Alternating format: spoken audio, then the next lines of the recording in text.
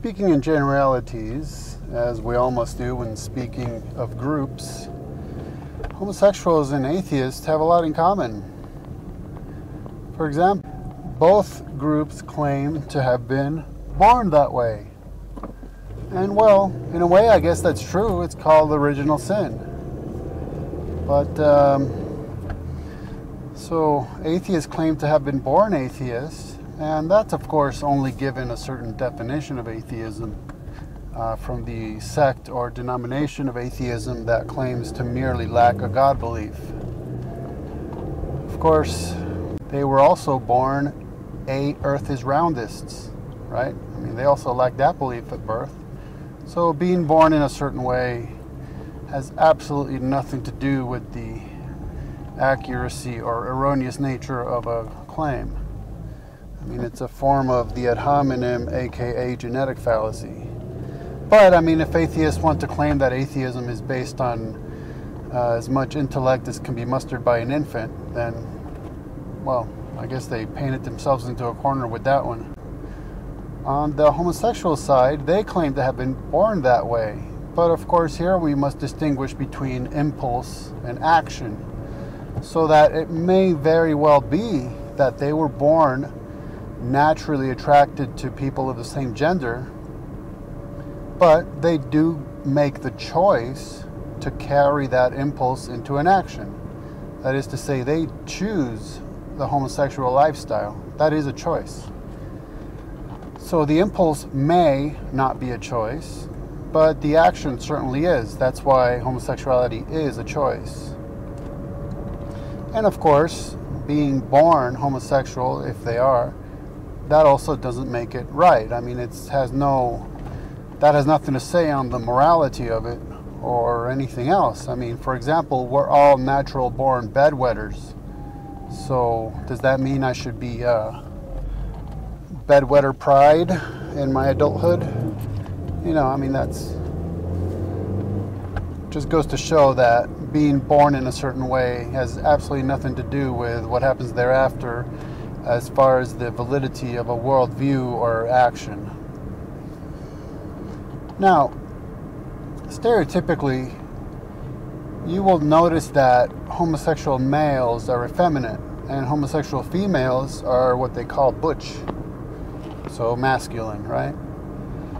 Which is rather odd, because if I was attracted to men, why would I be attracted to a man who acts like a woman, who speaks in an effeminate manner, who maybe even dresses in an effeminate manner, who behaves in an effeminate manner?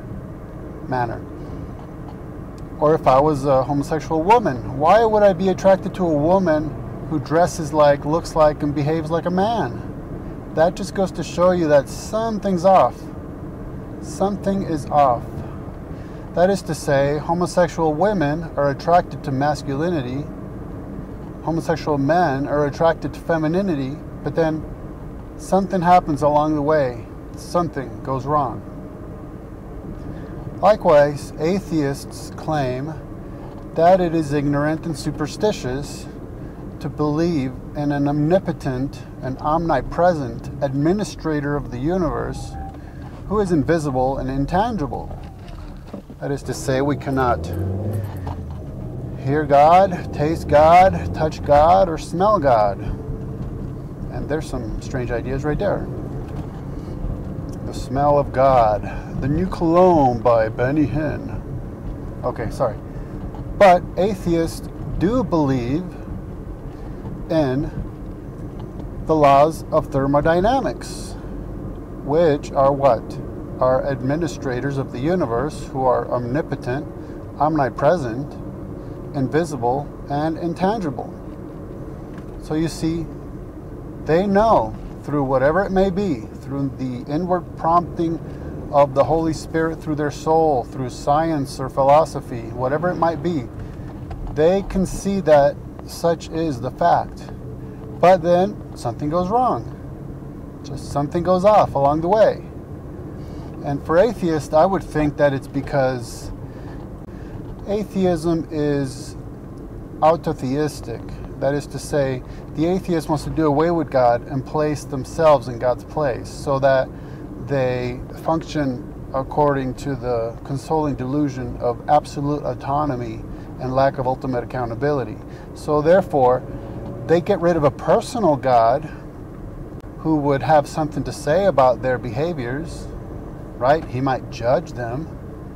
And they just replace that with an energy or force or, well, whatever thermodynamics is. I mean, I refer to the laws of thermodynamics, and of course that is merely our description of observed phenomena. We have absolutely no idea what thermodynamics are. We just make observations and we refer to them as laws, and we set down in an order what we observe, but we have absolutely no idea what they are. So these are just a couple correlations between homosexuality and atheism. Both claim to be born that way, which is really irrelevant.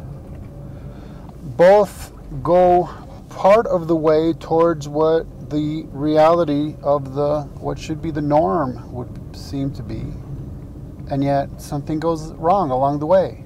And so both end up holding to positions and performing actions which are a close approximation to the reality of the matter, and yes, the way things should be, but something just goes off. Something goes